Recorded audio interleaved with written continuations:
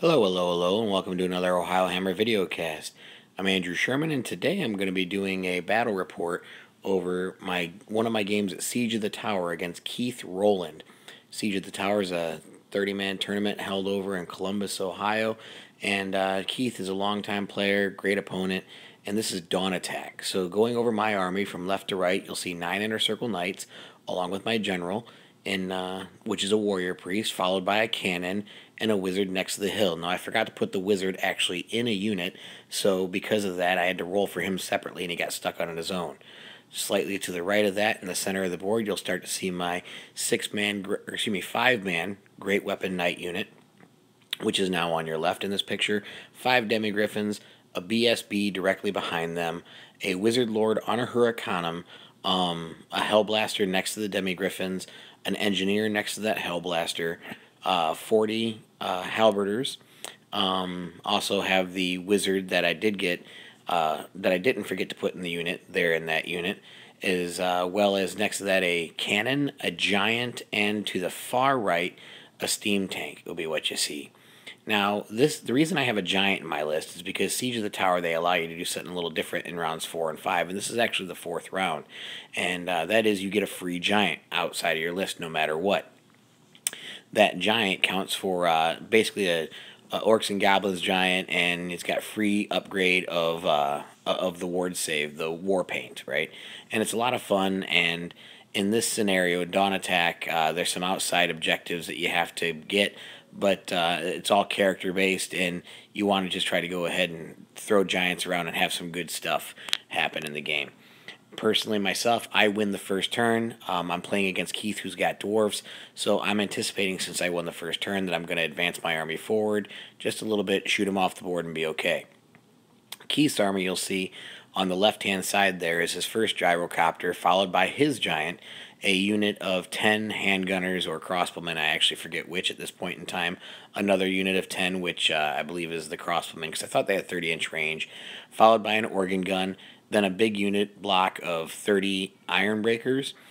His general is a runesmith. He's actually got a runesmith in each of the iron breaker units, followed by another organ gun. Then next to that, his second unit of iron breakers, which have his general and his BSB in there.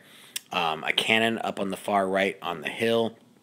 And in this next picture, you'll also see his second gyrocopter on my very far right, along with 30 Great Weapon Warriors in front of, directly behind that unit. Kieth's done very well and able, with his rolling, to be able to hold himself up in the corner. Got very lucky. He's not spread out, so he's got a pretty good battle line here. But I am hoping, since I won first turn, and he's got 2 organ guns, and I essentially, with the steam tank and the cannon, have 2 cannons, that if I can knock out a couple of them war machines, he's going to make the long dwarf haul across the board, which means that, I should be able to win this. I should be able to win this. He is smart, so he does go ahead and line up just slightly inside of 12 inches, which means my Hellblaster is not going to get a shoot first turn after I turn myself. Winning first turn, I advance my left flank forward. I try to move my steam tank. I misfire. I actually cause myself a wound. That's why there's a die on top. And then, other than the Great Weapon Knights, which I kind of figure I should be going after that giant, I decide that instead the rest of my center army line should actually, go backwards a little bit. Because why should I take any risk of getting hit by the organ guns in the first turn? I want to eliminate a round of shooting there. If he wants to take a shot right now, the only real target he has is the Hellblaster. So the Demigriffs, the BSB, and the Hurricanum all move backwards just a little bit, get right outside of 30 inches. I like the decision myself. It's one of my famous move backwards moves. My turn, actually, in the top of turn 1, goes absolutely, positively, horribly. All right, I lose my cannon because I misfire. My right-hand side, my steam tank misfires. I have no steam points, cause myself a wound because I can't save an armor save. So now I have no reach out and touch you because he decides with his organ guns to target that Hellblaster that I had, right, and his cannon. He goes ahead and he takes it out. So now I have no war machines to combat his. So in my top of my turn 2, not only am I struggling to go ahead and to figure out how I'm going to get those war machines, but now I've got to after moving my army backwards, I've got to move my whole army forwards.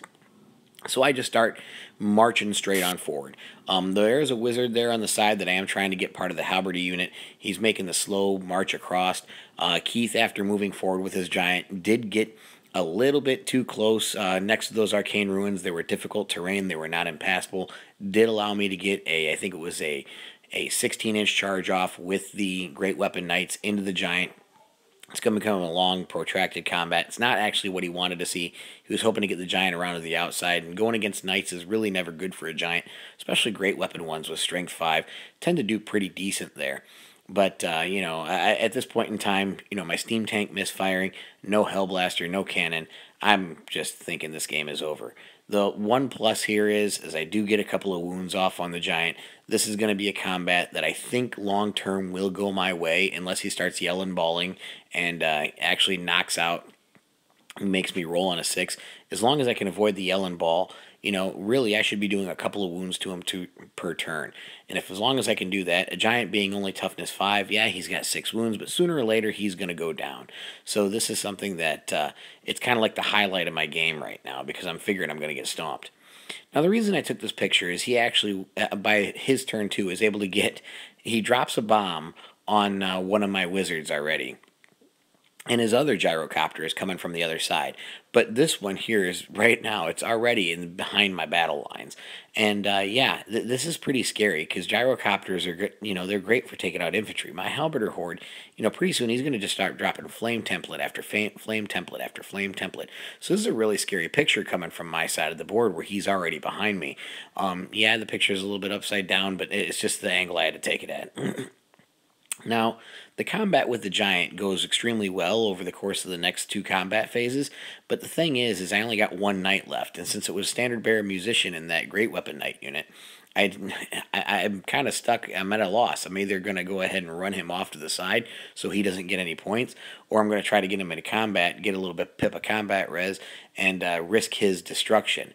I opt instead for him to go ahead and start running away, as you'll start seeing in pictures later. Now the next picture here, this is a picture of that gyrocopter, again that's in behind the battle lines. Now I talked a little bit about him bombing 1, now this is the second gyrocopter instead, and here in a few moments you're actually going to see that he killed the wizard that's up there on the top. I got a pretty funny picture of just the wizard laying down. But this gyrocopter, getting behind these things, now all of a sudden they can drop bombs. This might have been the gyro bomber. I think it was the gyrocopter, but they can drop bombs or they can hit you when they go by. And to me, these seem to be like a staple of a dwarf army. I'd never played against them with the new book, but these things right now, they are the bee's knees. I know Mike Hernandez took 3 of them at this event, and he ended up winning basically best general overall, right? Best order, and it worked out very well. Now you can see he flew over my wizard, knocked him out, and then afterwards he's primed right behind that unit that's halberdiers there to just lay a flame template down and just cause all kinds of massive destruction. This is going to be pretty ugly for me. And again, you see the dice over there on the side. Finally, I get a chance to use my steam tank, but it's not going to do any good because he's not going to do any wounds because it's me rolling for the steam tank. I continue to advance my army forward. I'm at the point now where, I'm trying to set up to be able to get some long charges. You can see he's knocked out a demigriff with the organ guns. I actually rolled really good with the the armor saves to save those guys. He got rid of 5 inner circle knights already. Didn't roll so hot there with the armor saves. Those organ guns, man, are they powerful. And the giant, I'm actually kind of surprised he's still around. I think he decided just not to shoot him at this point in time. But, from where I'm standing at, the steam tank, I've got him in a direct line of fire with his cannon, and I'm just thinking to myself over and over, I gotta get rid of this cannon, because if I don't get rid of this cannon, this cannon is going to take out my giant, it's going to take out my Hurricanum, it's going to take out my steam tank. But what happens again? You guessed it, I misfire. So my steam tank is going to take 3 more wounds, alright? I took a wound on the 2d6 strength 2 hits already earlier, and this time I'm going to take 3 more wounds. So there I am, sitting with my steam tank with 4 wounds, I got to tell you guys, I am really, really not a fan of the steam tank. You can send him out there as just a missile, and I understand there's a lot of armies that just can't kill the steam tank. But when you're looking for reliable play, this thing does not move. And maybe I just need to roll my dice better, who knows. But man, does it ever get frustrating when you're trying to go ahead and put it in position, or fire your cannon, or just do anything at all, and it doesn't work for you. It's kind of a lot like Frenzy when you fail a leadership test, or Immune to Psychology when you want to run away. So this is a close-up picture now of where we're at with the battle. You can see I did get the steam cannon to actually finally fire on his cannon. Only did 2 wounds. He's still able to fire there, of course, right? But my demigryphs are finally in position where I'm going to be able to get a charge. And right now I'm trying to size up how I'm going to charge. If I can get the long charge off with my giant up on that middle organ gun, if I can go ahead and get my BSB in there, get the knights on into the handgunners, and get the demigryphs on into the iron breakers on the left, everything will turn out right. Well, that's exactly what happens. I'm finally able to go ahead and get into those combats. By getting into those combats, now finally his war machines are done. I don't have to worry about those anymore. Since his cannon is gone, his dwarf warriors are finally going to start making the trek on the right-hand side to kill my steam tank, and this is just a close-up picture of that combat. The reason that he's in my flank of the demigryphs is because he had no other option. It was either charge the flank of the demigryphs or sit there and wait, and eventually have me grind out his first unit of iron breakers. Now this combat here, this is really important because since I made this charge, at this point in time I'm actually losing combat, not because of wounds, but because of combat res. My first time I actually roll pretty bad for wounds, but I am able to make a Leadership 5 break test. Mind you, it's with the reroll because of the BSB for the demigryphons, but by the fact that I make that, and my Hurricanum is right there, I actually start getting off the harmonic convergence where I get a chance to re-roll ones. That keeps my demigryphs alive. And you can tell now I've just gone ahead and taken that I've taken that standard bearer from that knight unit, and I just decided to run away. There's no reason to be in any combat right now because right now this guy is 130 points plus 25 for the banner. I'm just going to run away and hope he doesn't target him with his gyrocopters because, you know, 8th edition rules, now you don't get half points in this tournament. So I'm pretty happy the fact that I'm going to keep this guy alive. He's gone ahead and he's won 220 victory points for me. He's my most successful unit on the board.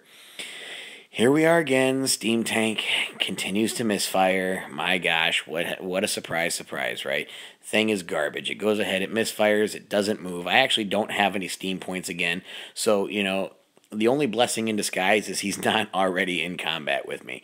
You know, since he's not in combat with me, I can't take wounds. I mean, those great weapon longbeards that are in front of me, they're strength 6, going to be strength 7 on the charge. You know, it's just going to make mincemeat out of that stinking challenge, or out of that stinking steam tank, you know. And I'm just grateful at this point in time that if I'm not going to be able to get anything off on him, he's not any closer to me. Now, again, taking a look at the picture here, this is just kind of the whole setup. On the left-hand side, my knights are actually going to take out that, they're slowly whittling it down, but they're going to take out those handgunners or crossbowmen or whatever they are, right? What's most important here, though, in the behind is actually the fact that my Hurricanum is in position to get a nice good charge off on that Ironbreaker unit there. And by getting in the flank, I'm hoping I can do some wounds, you know, move them from a 3+ armor save to a 5, roll a big 6, get some impact hits, and, you know, that's what I do. I go ahead and I get on in there. This picture is actually just the protracted combat. I don't get a chance. I'm not in there yet with the Hurricanum. I was mistaken, but this is a good picture of, you know, the fact that I'm still maintaining, even with only 3 demigryphons left, even with the giant that, you know, just finally killed the Iron Blaster. Or not the Iron Blaster, but the organ gun. You know, I'm still hanging tough because my Hurricanum there continues to just drop harmonic convergence, harmonic convergence, harmonic convergence. I cannot speak enough about harmonic convergence. Now, the one thing I am doing with this guy that's on the Hurricanum is I have been dropping spell after spell after spell, trying to get his leadership down by a pip, because I figure if I get him down to leadership 9 on a reroll, if I can finally kill that BSB, who knows? Maybe I'll actually be able to go ahead and make him pass or fail a break test. You know, I mean, it'd be the first time ever at this point in time that he'll fail a break test. But Dwarfs Leadership 9, that's like a 97.2% chance. Finally, though, I'm in, so it all looks good. I'm starting to get my wounds. You can see I start to dwindle off, guys. I don't actually roll very well for my impact hits, but it doesn't matter, because you know what? I got harmonic convergence off again. And those demigryphons, when they're getting hit by strength 4 armor piercing, they're saving on 3s, I'm re-rolling 1s, they just don't die. And by now my giant, if you notice, he's turned around and he charges into the combat. Now this would be great, except for I keep forgetting to roll my thunderstomps. Oh, I felt like a moron. I keep forgetting to roll my thunderstomps.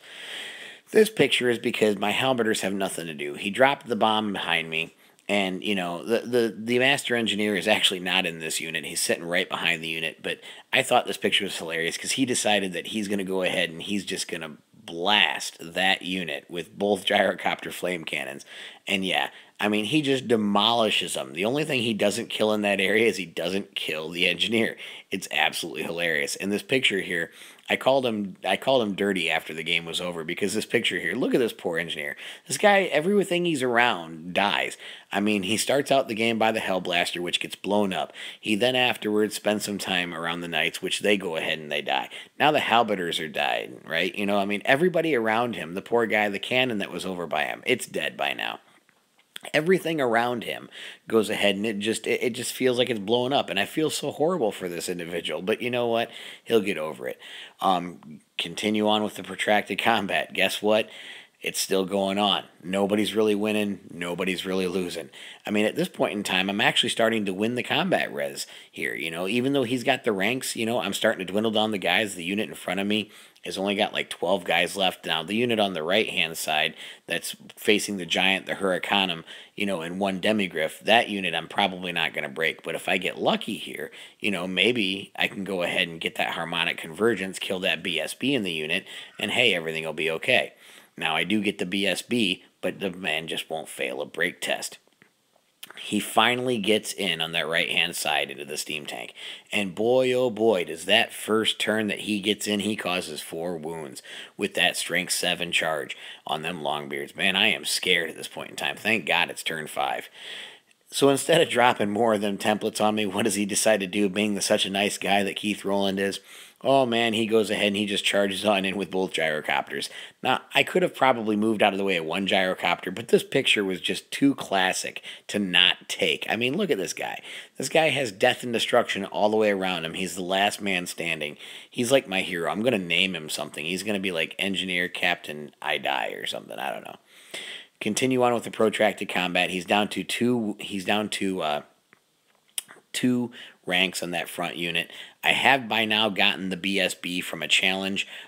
Because he doesn't have a BSB, he's no longer getting a reroll, but he's still passing those leadership 9s. Over here on the left-hand flank, I finally got that guy moved all the way behind the hill. At this point in time, being turn 5, he is not in any way, shape, and form even have enough time to get me with those gyrocopters, so I'm pretty happy here. His fly, he's got like 2 more moves, one of which he's going to be in combat with. You know what? I'm a happy camper. I'm not losing this 160 point, or 130 plus 25, 155 points. So we move on to the combat with the steam tank. There's 2. It's his turn 6 now. So there's 2 more combats left. And yeah, this is his 2 wound rolls on the steam tank. He doesn't even make me take an armor save. I have 1 wound left on the steam tank. I'm up to 9 wounds. And this is his top of turn 6 wound roll against my steam tank. I cannot believe I'm still alive. I mean, look at this. The poor guy, my dice go bad in the beginning, his dice go bad in the end. Of course, I can't do anything, so it doesn't really matter. So, it's okay. I don't mind. It's just that, like, as bad as I hate the steam tank because it's unreliable, it doesn't move, and it never seems to shoot anything off the board like I intend, I will say the thing does not die. My problem is, unless I'm just starting it off in a battle line and deciding I'm not going to move and playing, you come to me, I don't see it as actually being useful. But that's just my opinion. Most people think it's great. Again, more wound rolls. Guess what? He doesn't kill the steam tank. What kind of crap is going on here? I mean, he's got like 18 attacks or something stupid on the steam tank, and he cannot kill this thing.